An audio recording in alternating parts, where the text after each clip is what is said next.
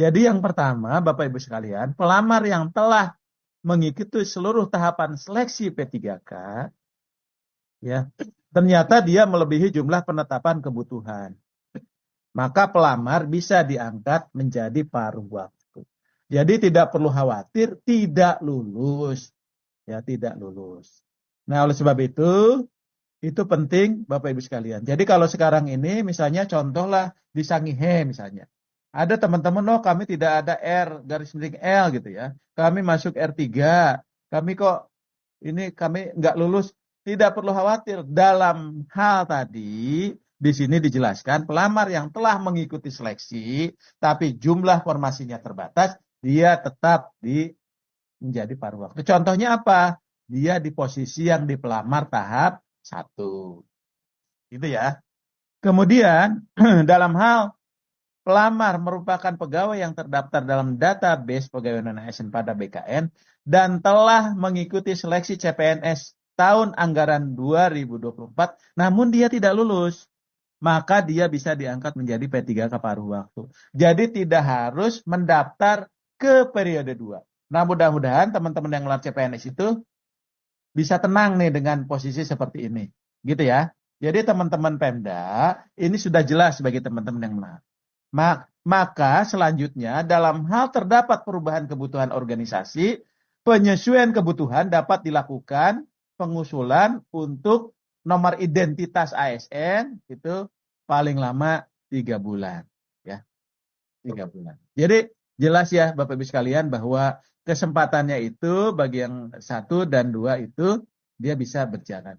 Lalu bagaimana sih sebetulnya? Ada juga pertanyaan, izin Pak Kepala, Pak Waka, Pak Deputi, kaitan dengan konsep kebijakan penerapan P3K paruh waktunya. Ya.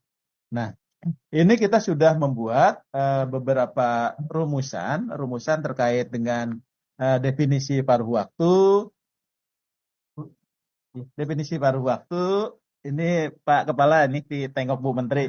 Ya. Kemudian jenis jabatannya, kemudian kriteria dan syaratnya, kemudian juga ada statusnya, mekanisme dan sebagainya. Jadi sudah diruntut untuk konsep P3K paruh waktunya. Ya. Lalu apa itu yang P3K paruh waktu? Ini P3K paruh waktu itu adalah pegawai yang diangkat berdasarkan perjanjian kerja dan diberikan upah sesuai dengan ketersediaan anggaran instansi pemerintah. Artinya apa? Ini berlaku hanya untuk sementara. Bagi siapa? Pertama, bagi pegawai non-ASN yang terdaftar dalam pangkalan database BKN. Ya. Kemudian yang kedua adalah pelamar tadi yang ada dalam pangkalan database BKN itu, dia mendaftar dan mengikuti seleksi P3K tahap 1 atau dia tidak lulus seleksi CPNS. Jadi Bu Menteri, Pak Kepala, ya Pak Waka, bahwa mereka yang tidak lulus CPNS tadi yang menjadi pertanyaan itu, mereka nanti akan menjadi paruh waktu karena mereka sudah mendaftar. Karena di dalam Permen 46 mereka itu mendaftar hanya untuk 1 kali, gitu ya. Kemudian juga pelamar yang tidak mendapatkan kebutuhan formasi. Jadi dia formasinya itu penuh, gitu. Yang melamar ada 100, formasinya ada 50, maka yang 50 itu otomatis dia menjadi paruh waktu. Dan ini hanya berlaku dalam masa transisi bagi pegawai non-ASN yang terdaftar dalam pangkalan database BKN. Ya. Jadi ini adalah Bapak Ibu sekalian, kira-kira P3K paruh waktu itu. Nah, oleh sebab itu, dari rumusan ini sudah dituangkan dalam kebijakan Bu Menteri. Nah, oleh sebab itu, apa nih yang menjadi kriterianya di sini? Yang pertama, bahwa pegawai non-ASN yang telah dilakukan pendataan dan mengikuti seleksi. Jadi dia itu wajib mengikuti seleksi, mendaftar dan mengikuti seleksi di tahun anggaran 2024 ini. Ya. Kemudian juga pegawai non-ASN yang telah mengikuti tahapan. Ya, jadi tahapannya dia sudah dia ikuti semua, mendaftar dan mengikuti seleksi.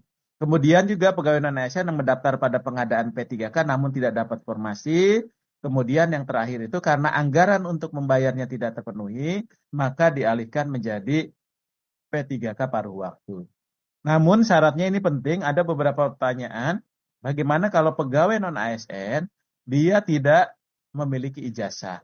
Maka syaratnya itu adalah harus memiliki ijazah sesuai dengan syarat jabatan yang diduduki.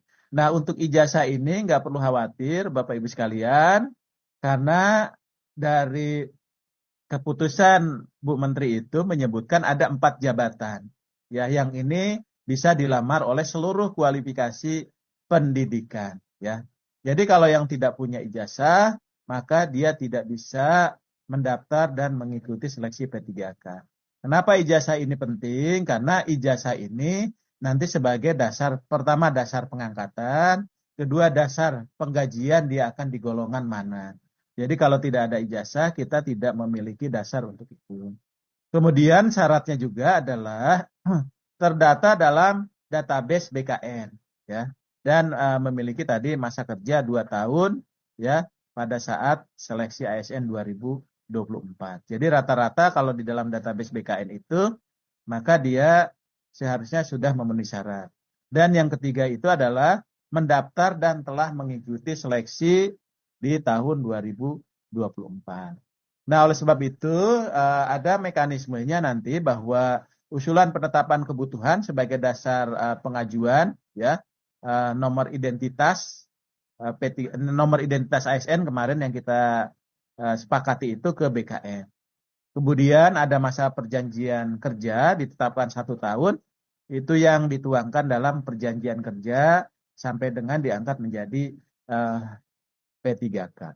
Kemudian Bapak Ibu sekalian, maka usulan ini menjadi penting ketika sudah selesai seleksinya, maka nanti dalam hal pegawai yang terdaftar dalam pangkalan database pegawai non-ASN pada BKN ini telah diangkat menjadi paruh waktu, kemudian instansi bisa mengusulkan menjadi PPPK dengan pertimbangan ketersediaan anggaran dan hasil penilaian kinerjanya.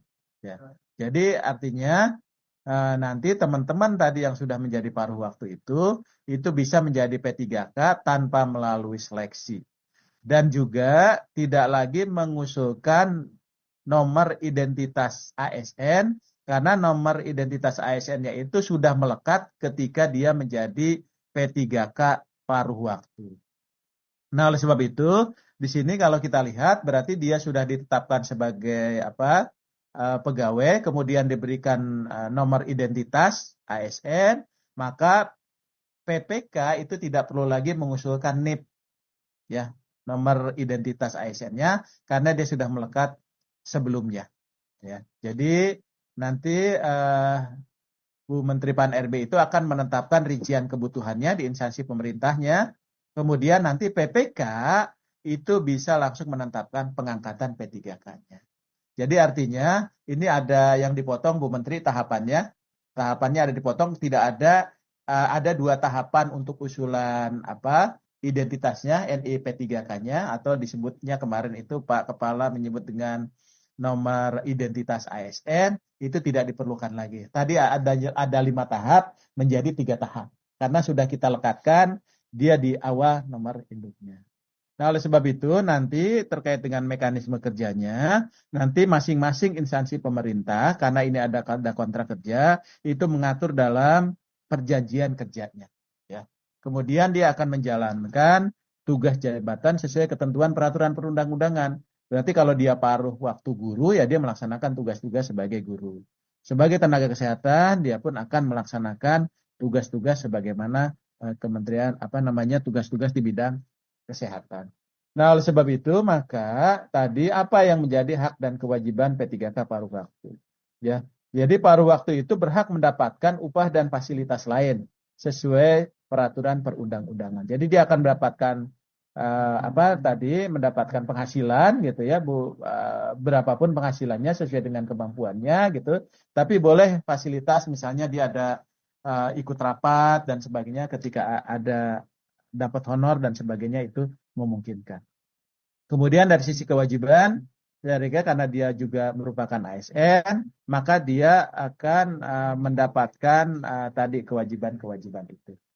Nah, kemudian nanti dari aspek penghasilan untuk paruh waktu itu diberikan paling sedikit ya sesuai dengan besaran yang diterima ketika menjadi non ASN ya atau sesuai dengan upah minimum yang berlaku di wilayah itu ya. Kemudian sumber pendanaannya bisa berasal dari selain belanja pegawai.